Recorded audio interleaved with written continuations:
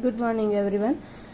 Today we are going to learn the binomial distribution. First of all, you have to learn some of the properties of the binomial distribution. Here are some of the assumptions of the binomial distribution. Very first assumption is the experiment involves n identical trials. You have to assume that you will go for the n trials, right? Every time they will give you how many trials you have to go for. Secondly, each trial has only two possible outcomes, denote as a success or the failure. No other outcomes are possible, only either success will be there or failure will be there. Each trial is independent of the previous trial. Whenever you are going for the next trial, it will be independent from the previous one. And that all the properties you will learn slowly and gradually when we are going for the sum. And last one is the term P and Q remains constant throughout the experiment, where the term P is the probability of getting the success on any one trial, and the term Q, definitely it will be the probability of the failure, and Q will be 1 minus P. So these are the properties you have to remember for these kinds of the problem. So here are the formulas for the mean and standard deviation of the binomial distribution. It will be denoted as a mu. Mu will be n into p, and standard deviation will be in root of n, p and q multiplication. Now let's go for the problems. Very first problem given over here, exercise number 5.3, sum number 5.5. In the first sum, solve out the following problems by using the binomial formula. Here again the table is also available, and you can solve this with the formula also. And four problems are given, so you can use the formula for the binomial distribution. The formula is given in this chapter in the above pages.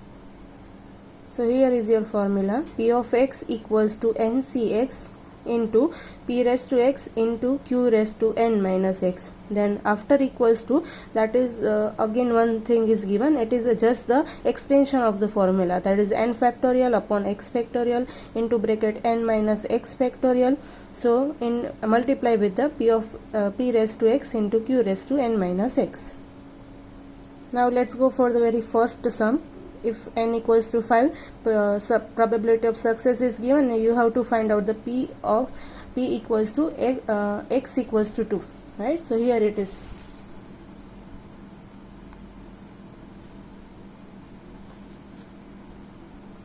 Firstly, we will write down the problem.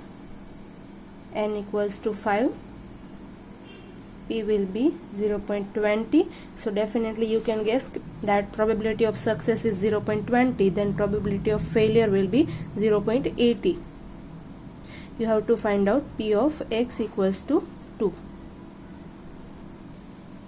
So let's write down the formula firstly. P of x equals to ncx into p raised to x into q raised to n minus x, right? So here n is 5, so 5c 2. They are asking you for the x equals to 2, so 5c2 into 0.20 raised to 2, 0.80 raised to 5 minus 2. So extension of the formula, here we will use, the extension was n factorial upon x factorial n minus x factorial into p raised to x q raised to n minus x. So 5 factorial upon 2 factorial, then 5 minus 2 factorial. Again 0.20 raised to 2, that is 0.04, 0.80 raised to 5 minus 2, that is 3. It is becoming 0.512. So to solve out this, we will go for the extension of the formula, that is 5 into 4 into 3 into 2 factorial upon 2 factorial, and 5 minus 2, that is 3 factorial. So that is 3 into 2 into 1. So 2 factorial will be cancelled, 3 will be cancelled. Here it is 2, so it is becoming 10. 10 into 0.04 into 0.512. So final answer is 0.2048. So now let's go again for the second. So here in the B option, they have identified that n equals to 7, p equals to 0.60 and x equals to 3, that you have to find it out. Same procedure we will follow, and here I have followed the same procedure. See, I have written all the things that is given over here. NCX, again formula is there, p raised to x, q raised to n minus x. Same process I have followed, go for it. Now C is little bit different. See, n equals to 10, p equals to 0.60, but for the x you have to find out x less than or equals to 3. So here you have to find out all the less amount than 3, that is 0, 1, 2 and including 3. So for all 4 you will find out the answers and then you will combine all 4. So firstly we are writing down the question, that is n equals to 10, p equals to 0.60, so q will be definitely 0.40, and they are asking about p into bracket x less than or equals to 3. So you have to find out p of 0 plus p of 1 plus p of 2 plus p of 3.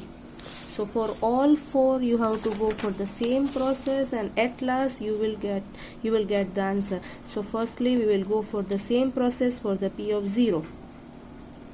NCX, p raised to x, q raised to n minus x.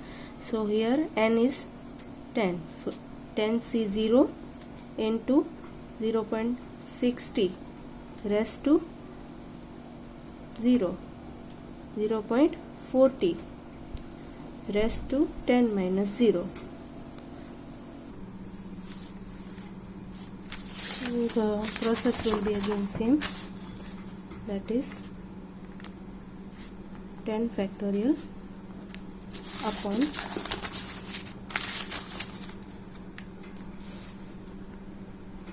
0 factorial 10 minus 0 factorial into 0.60 raised to 0 into 0.40 raised to 10. So it is becoming 10 factorial will be cancelled, so it is 0.60 raised to 0, so it is becoming 1, and if we are going for 0.40 for the 10 times, then answer will be 0.00010. So it is the answer for just first one, for the 0 probability. Now same process we will follow for the p of 1, for the p of 2 and for the p of 3. Same process, right, through the formula.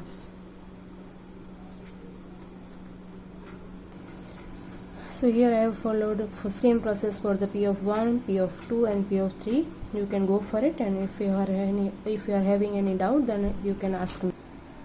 So, and finally to get the answer of p of x less than or equals to 3, we will club all the probabilities, that is p of 0, p of 1,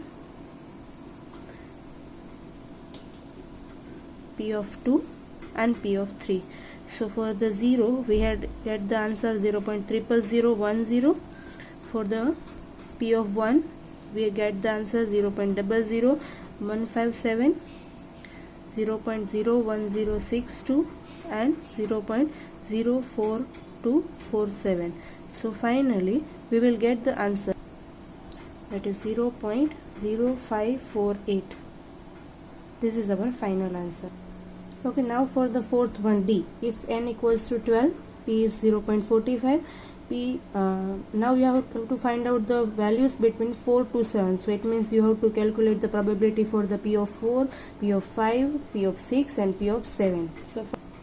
So firstly let's write down the sum, that is n equals to 12, p equals to 0.45, and we have to find out p, that is 4 less than or equals to x less than or equals to 7. So you will calculate p of 4, p of 5, p of 6 and p of 7, and then total will be your answer.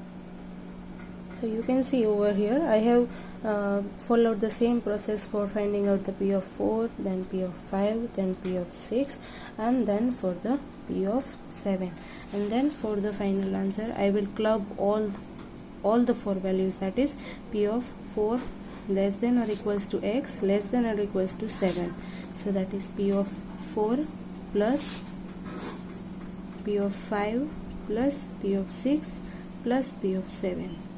So for the P of 4 we got the answer 0.16996 plus 0.2225 plus 0.21238 plus 0.14895.